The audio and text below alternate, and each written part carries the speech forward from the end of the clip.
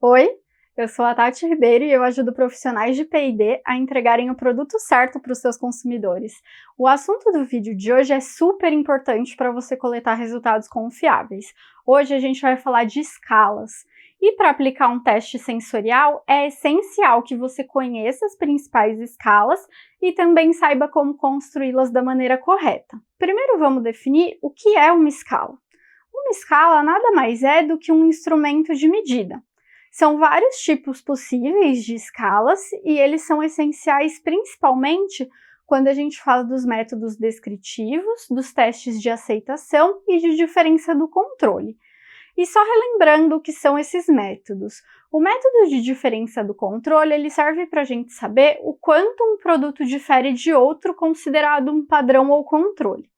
Os métodos descritivos são aqueles que a gente usa para descobrir o perfil sensorial dos produtos, que são os atributos que estão presentes em um produto e suas respectivas intensidades.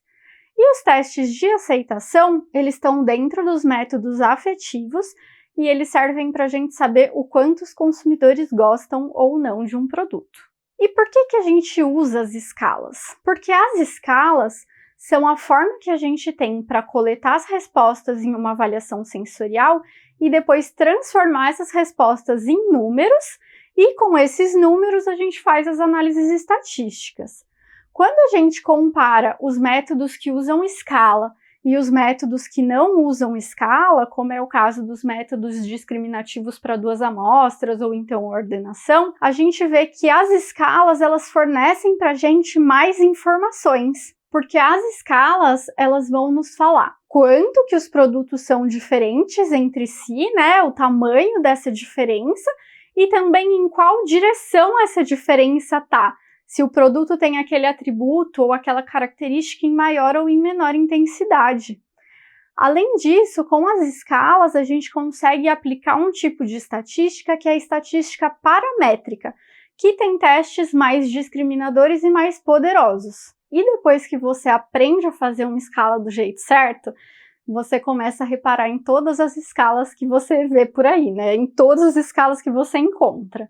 Hoje, qualquer compra que você faz, qualquer lugar que você vai, pode ver que você vai receber no seu e-mail uma pesquisa para responder de satisfação, de como foi sua experiência. E nem sempre quem elaborou essa pesquisa entende de escalas.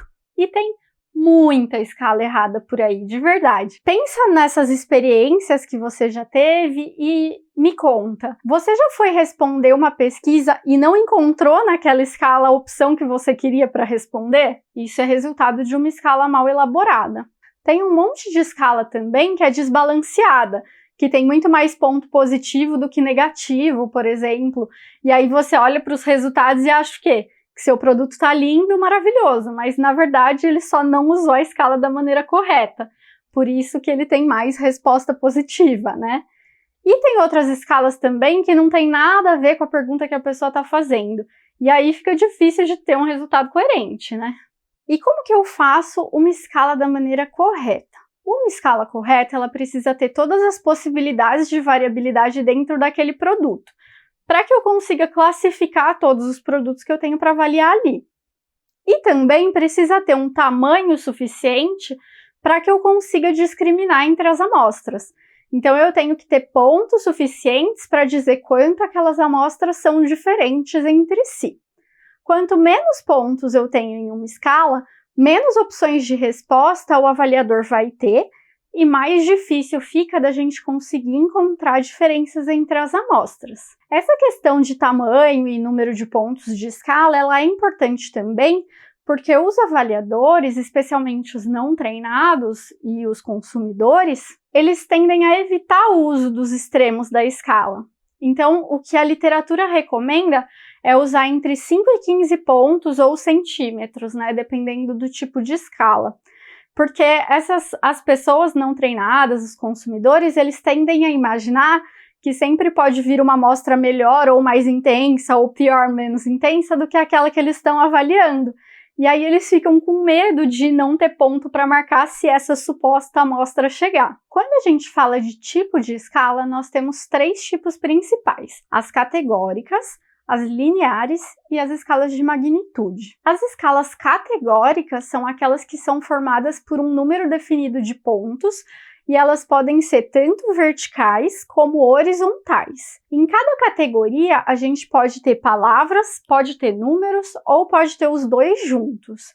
E a gente pode também escolher ou não colocar rótulos em todos os pontos, que é o que vem escrito junto daquele ponto. Então pode ter, por exemplo, só nos extremos, ou nos extremos e no meio, ou pode ter em todos, enfim. Tem várias formas de se fazer isso. Os avaliadores, eles usam essa escala escolhendo uma das categorias disponíveis ali e marcando aquela categoria. Na hora de compilar os resultados desse tipo de escala, cada ponto vai ganhar um número, mesmo que você tenha escolhido apresentar os rótulos somente como palavras.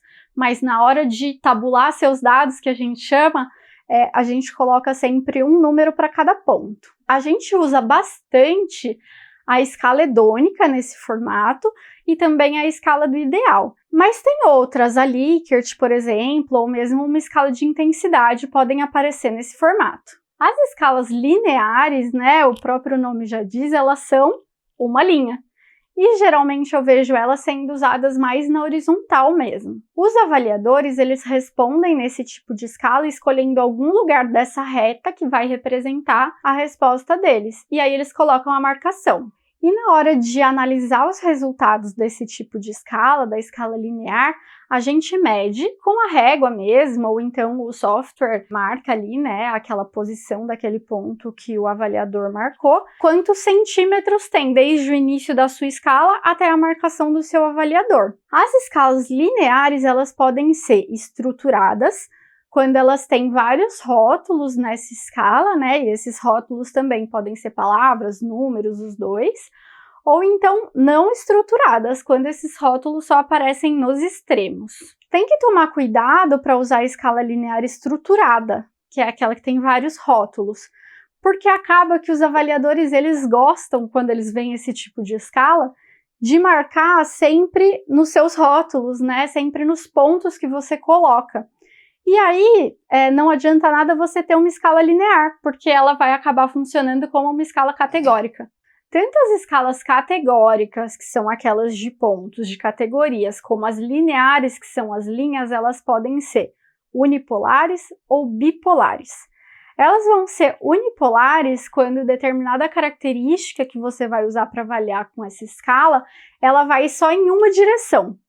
A escala de diferença do controle, por exemplo, ela é unipolar, que ela vai de exatamente igual ao controle até totalmente diferente.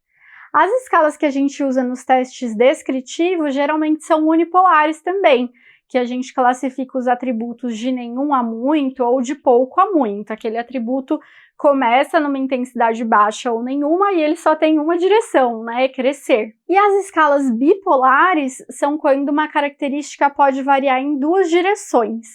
Exemplos aqui são a escala hedônica, que ela tem a parte positiva do gostei, a parte negativa do desgostei e o meio que é neutro.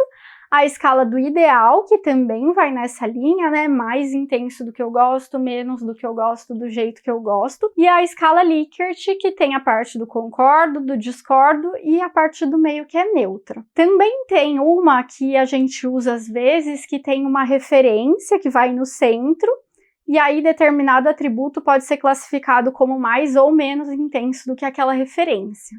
Além da escala categórica e da linear, tem também um outro tipo de escala, que é a escala de magnitude. Ela não é bem uma escala, né, com um formato igual das outras, mas é uma forma de medir. Ela, em geral, é bem menos usada do que as outras duas, eu vejo muito menos por aí. Como que ela funciona? Você vai entregar determinado produto para o seu avaliador, e ele diz que aquele atributo X que você quer avaliar tem determinado valor, 10, por exemplo. Aí, quando você entrega o segundo produto para ele, ele vai avaliar quantas vezes aquele atributo é mais ou menos intenso em relação ao primeiro. Então, a avaliação que ele vai dar para o seu segundo produto, ela é relativa ao primeiro. Então, vamos supor que o seu segundo produto ele tenha o dobro desse atributo X que o primeiro. Aí, se ele deu 10 para o primeiro produto, para o segundo ele vai e dá 20, que é o dobro de 10, 2 vezes maior. Se a percepção daquele atributo for a metade, por exemplo, aí você dá um 5, que é a metade daquele valor de 10 que ele tinha dado para a primeira amostra. Falando em magnitude, tem algumas escalas que elas usaram esse conceito da escala de magnitude para serem construídas, que são a escala LMS e a escala LAM. LMS significa Labeled Magnitude Scale e a LAM significa Labeled Affective Magnitude. Elas são escalas lineares, verticais, mas com os rótulos posicionados com base nesse conceito de magnitude. A escala LMS ela é usada em algumas ocasiões para medir intensidades, principalmente de sabor, de sensações táteis e de odor. E a LAM é mais difícil da gente ver, mas ela usa basicamente os rótulos da escala hedônica. Serve para medidas afetivas. E você, me conta, você tem uma escala queridinha, aquela que você dá preferência para usar nos seus testes? Qual que você mais usa geralmente? Se você ficou com alguma dúvida sobre escalas, é só deixar aqui nos comentários. E quinta tem live com a Glau do GEA Foods para a gente falar sobre todo o processo de desenvolvimento de um novo produto e em quais momentos a sensorial pode ser inserida para te ajudar a chegar ainda mais rápido no produto certo. Anota aí, é na próxima quinta, dia 24/9, às 20h19. Eu te espero lá. Tchau, tchau!